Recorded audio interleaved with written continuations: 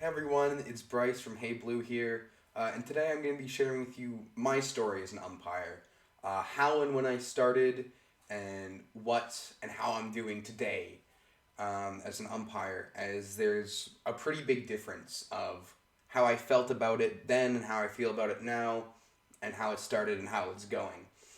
Um, and this is just for you. I'm going to be telling you about the opportunities that presented themselves for me, and I took them and that led to how I am now. And I'm going to be sharing with you what those opportunities are. So if you want to become a professional umpire or a national umpire, even, or a provincial umpire, these are the steps that you'll have to take. And if these opportunities present themselves, grab them every time you can. I started umpiring in 2018, I believe, when I was about 12. I'd been playing baseball for 4 years at the time, and I didn't really see the appeal of umpiring as I wasn't super invested in it. I had I had just started playing baseball because hey, it looked fun. You know, I had never played it before. I had no interest in it before. I just played it because it was something to do after school instead of sitting and playing video games all day after I did my 30 minutes of homework that was assigned. Um, and in 2018 was actually the second year that I could have started umpiring. You could have started umpiring when you were 11. They gave you the option to take the level 1 umpire course. And I didn't because I didn't see the use of it, you know? Uh, just didn't want to. I knew that you could have made money, but I didn't know how much you could have made. And I thought it would have been a waste of time, that I wouldn't have enjoyed it because I was just this 11-year-old kid that didn't want to do anything, didn't know what he wanted to do, uh, and just saw baseball as this chore almost. And so I didn't take the course until a year later when I saw how much money my buddy was making. He was able to buy himself a pair of headphones, really good headphones, buy himself a bike, and even I think he bought a new video game console. Um, and I knew you could have made money as an umpire, but I didn't know how much you could have made, and I kind of envied him because as a kid you always want a new game system or new games or want a new bike. Maybe you want headphones. Maybe you want to buy a bunch of books or anything that you want to do or collect. You, as a kid, you really want those, and you don't have a lot of outlets to get money to buy those things. And you kind of got to rely on your parents to give you the money, or maybe you have an allowance. But when I saw that my friend was making $100, $150 a month, that resonated with me, and I was like, I'm gonna become an umpire. I'm gonna make this money, and I'm gonna buy everything I can, everything I want to. And so I took the level 1 course in 2018 when it was presented to me, and it was really boring. I'm gonna admit, it was super boring. You just sit there in a room um, for about 6 hours, and you have this person that you've never met before, that you've never seen, talking to you, who is apparently really high up in baseball and knows everything about umpiring, and it's the president of your association, and you've never heard of them, and it sucked. It was boring, and probably about halfway through, I thought to myself, why am I doing this? This sucks. This can't be worth how much money I'm gonna make. How much money am I gonna make? How do I make the money? How do I get the games? How do I start doing this? And because all they would teach you is, hey, this is how you call a strike. This is how you call an out. This is how you call a safe. This is where you have to run. This is where you have to stand. And it was about that for 6 hours, and then you had to take a test at the end. Um, and that was just I did not like it when I first started doing it because as a kid you hear this way about making money. You're like, I'm gonna make the money. I'm gonna make it now, and I'm gonna have to do anything. I'm just gonna sit there, do this, oh, do this, do this, and that's all. But I didn't expect that I had to go through this whole 6 hour course. And when I got home and I did my test, and I applied for my first game, I was really excited just because I get to be the guy on the field that's making the calls, calling the outs, calling the safes, doing everything I can to make the game as best as it can, as fun as it can be. And it felt really good to have that power on a baseball diamond because I was usually the one that was at the will of the umpires.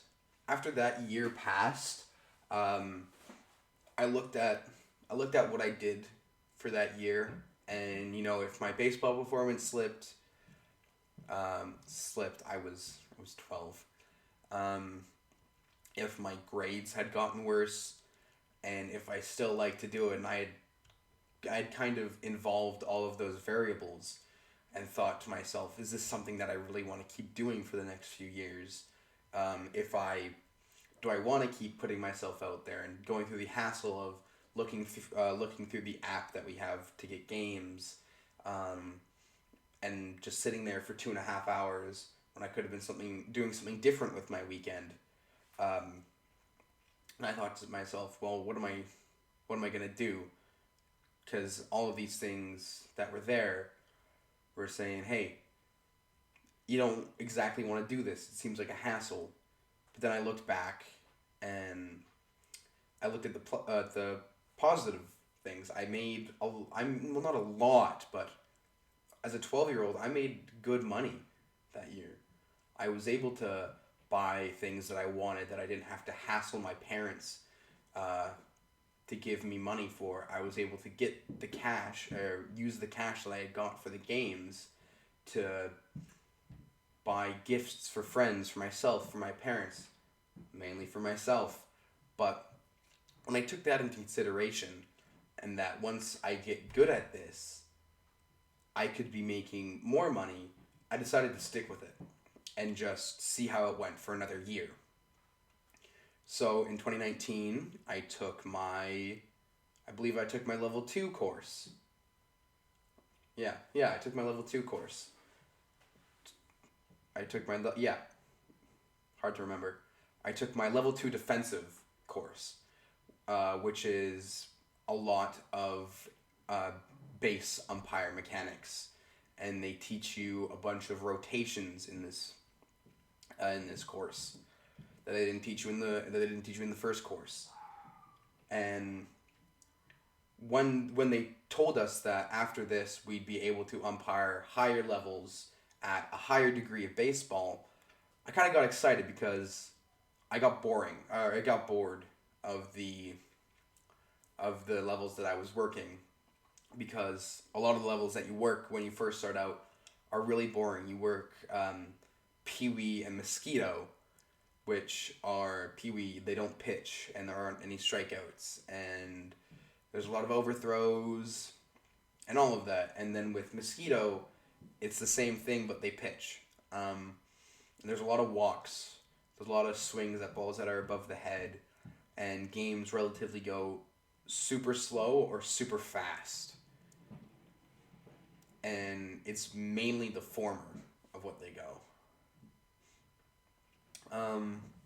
And so once that I was told that I could umpire levels above that, I got excited, because with the better baseball that you're watching and that you're affiliating yourself with, you're also making more money. I went from making about $20 to $25 a game to I think it was 30, 35, because that depends on whether you're the base umpire or the plate umpire, and of course what association you're in. And that was for Pee-wee. And then after Pee-wee it goes Bantam, and Bantam you make 40, 45. And then after Bantam you go to Midget, which is what I currently work on mostly now. And that's, I think, 50, 55 for a Midget game, which is 2.5 hours for $50. It's about $25 an hour. That's above minimum wage. and I started working 2, 3 games a day when I could.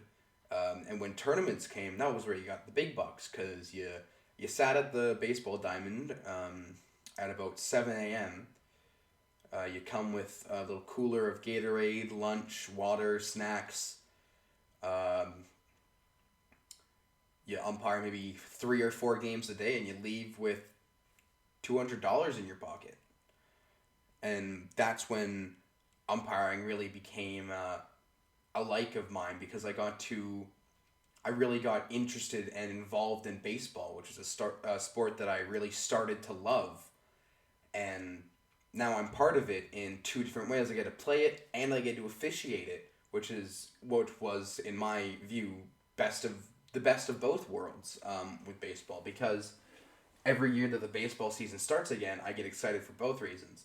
One, I get to play baseball again, and two, I get new opportunities and the same opportunities I got last year as an umpire, to travel and go to all these tournaments. Because there's, I think, about 3 tournaments that I've already been invited to for the 2023 season, which is insane. But I didn't just get invited to those tournaments out of nowhere. I wasn't just walking around in bantam, peewee, and midget games, uh, doing, you know, doing the bare minimum, and out of the blue they just randomly selected me to just say, hey, we just saw your name. We haven't heard of you before.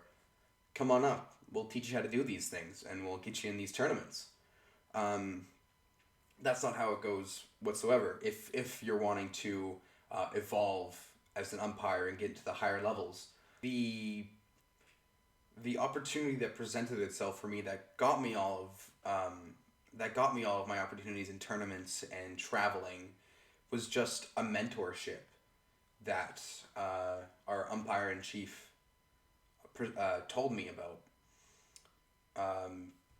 I have a very close connection with my umpire in chief, so I get most of the information from him immediately.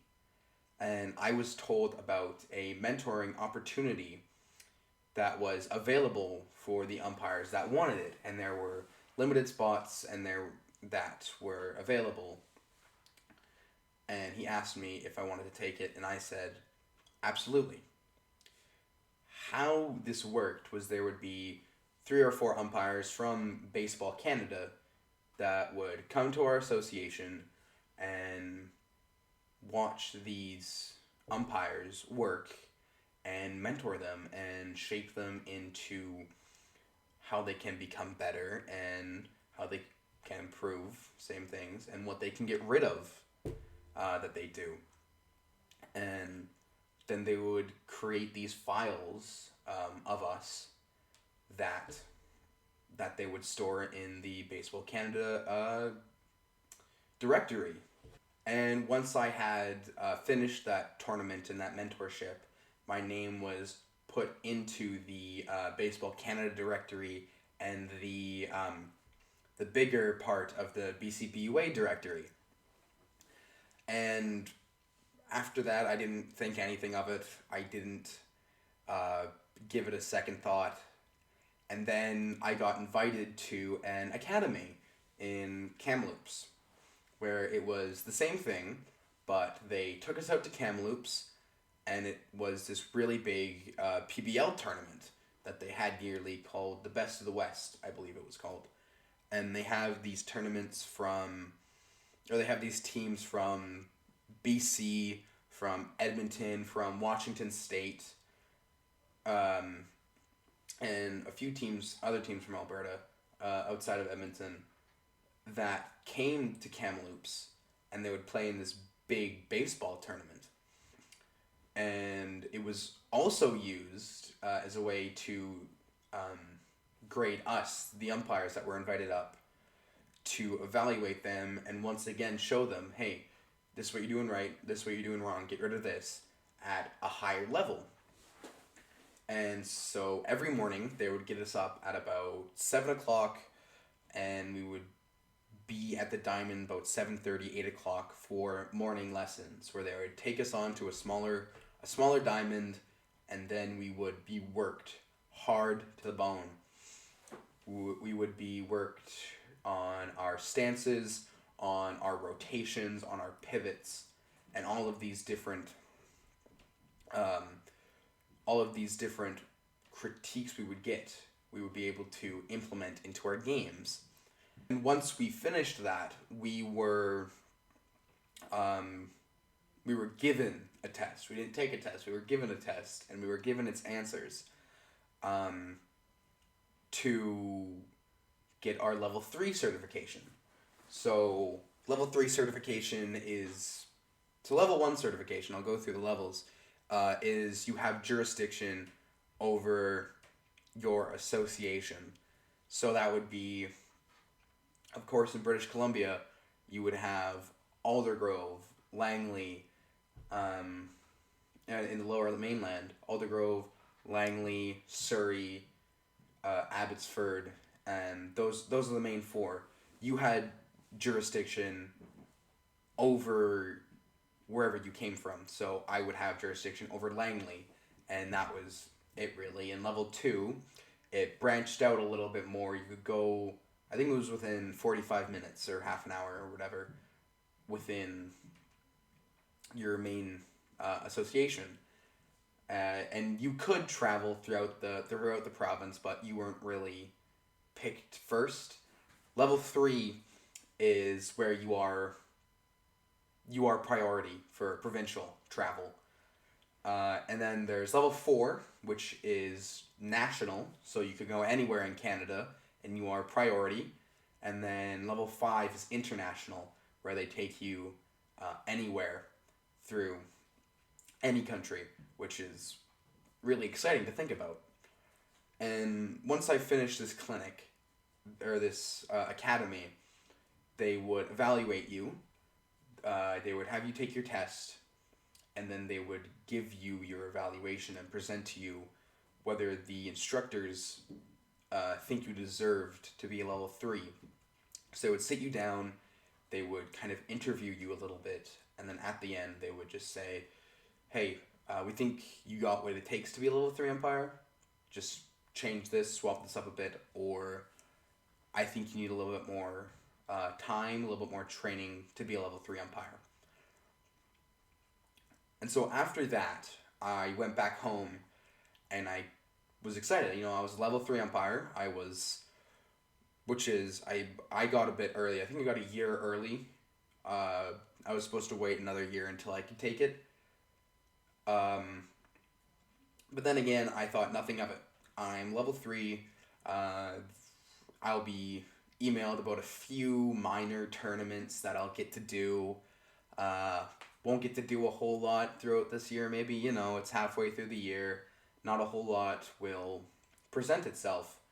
And then in the summer, I got an email about coming to Prince George and officiating the summer games. And, I had no clue what the BC games were at the time. And I just shrugged it off saying, I'll think about it. It doesn't seem that exciting. I think it's like 7 days, not including travel to Prince George, it was 10 days, sorry, where I'm out of town. I don't have anything going on. I just walk around Prince George and umpire baseball. And when I brought it up to my parents, they got super excited. And I didn't realize why. Because it turns out that the BC games are super big. Especially for my family, because both my parents had participated in the games. And they just kind of had to slap me upon the head and say, hey man, do this. This is a big thing. You're doing it. Get to it. Start packing. Start traveling. We'll sign you up. And I still didn't notice or realize how big it was until probably about 3 days until I left.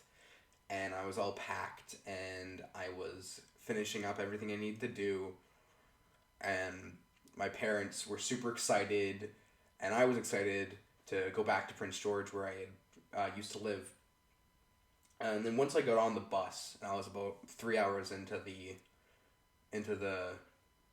bus ride, I saw this team which we were going with, and it was from kids all around British Columbia, ready to play baseball, ready to play in this tournament that I'll be working.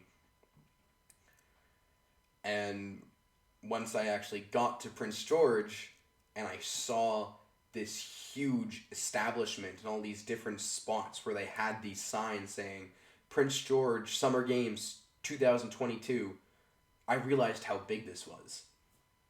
And I went through the tournament thinking, wow, this is big, this is cool. This is a pretty big thing.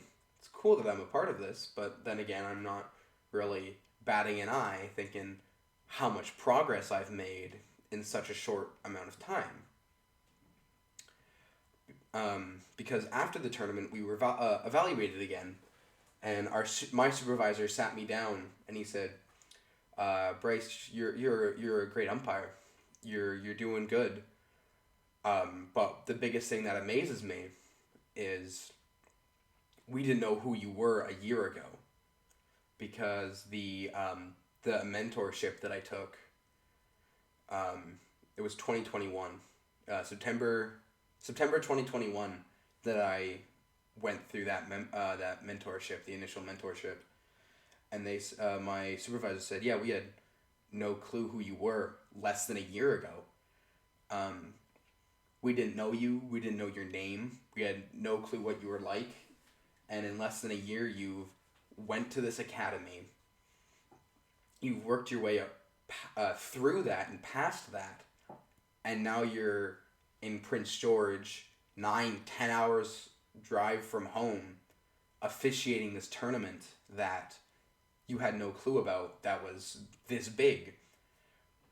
And that's when it resonated with me that I am doing good as an umpire, that I am slowly but surely making my way up the ranks as an umpire, which was what I really wanted to do with my life. When I turned about 13, 14, I really got into umpiring, and I started umpiring almost every day. I probably had 1 day of rest. 6 days a week I would umpire. Monday, I didn't do Tuesday. Wednesday, Thursday, Friday, I would do one game after school. Then Saturday, Sunday, I would be doing 2 games each. And that's when it kind of clicked to me, like, hey, I love doing this. I really want to keep doing this, and I want to do it further. And I started to research how to become a major league umpire, which is still what I would like to pursue today. And just in that moment when I was told that, hey, you're progressing really well and really quickly, I realized that if I was determined enough, I could see that happening to me. I could see myself going into the minor leagues, working my way up through single A, high A, double A, triple A, and eventually going into the MLB. I could see myself doing that. Not quickly, but I could see myself evolving and changing for the better and being able to do this. And that made me super happy and super excited that these people who are super high up in Canada's umpire association are saying, like, hey, you got what it takes to do well as an umpire. There was a man at the Summer Games called, I don't remember what he was called, but he was really big in baseball. He had a very strong connection to people in baseball. And when I was walking off the field of a game, he kind of just said, you have a future in this. And then again, it made me feel, I know what I'm meant for in this world. I know what I'm going to do in the future. I know what I'm going to build myself up to. And it all started because I took a mentorship. I took a mentorship with people that I had never heard before, that my umpire in chief had said, hey, if you want to do this, do it. I don't care. Just do it. It might seem fun. And that was my mentality about it too. Hey, this might be fun. I'll get information that I didn't have the day before or the week before.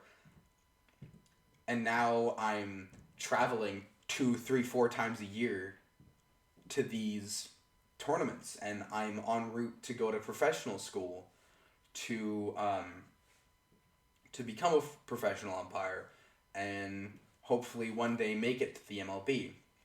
All because I took this one opportunity that changed my life through a mentorship. And that's where I am now. I I travel a few times a year during the baseball season to go out and umpire in these different associations. I now belong. I belong and I have jurisdiction in, I think, 3 or 4 jurisdiction. I'm trying to make it 5, I believe, because Langley, Surrey, Cloverdale, and Aldergrove.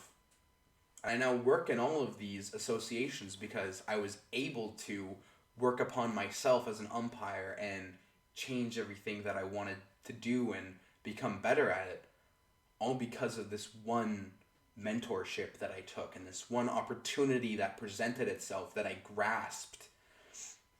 From that opportunity, different opportunities showed themselves and I took them, and I've gotten better. I've gotten new advice. I have I've become a different person. I've become more confident on and off the field. And now I'm on track to do what I want to do and do what I love. And it's all because I took that one opportunity. So if you're an umpire and you want to grow as an umpire and have all these opportunities and go into something, maybe go into the MLB even, or the MILB, or minor leagues, or any other kind of minor association, and you see an opportunity like that present itself, take it. That is the first step to becoming an umpire in any kind of situation. Just take that opportunity and never overlook it.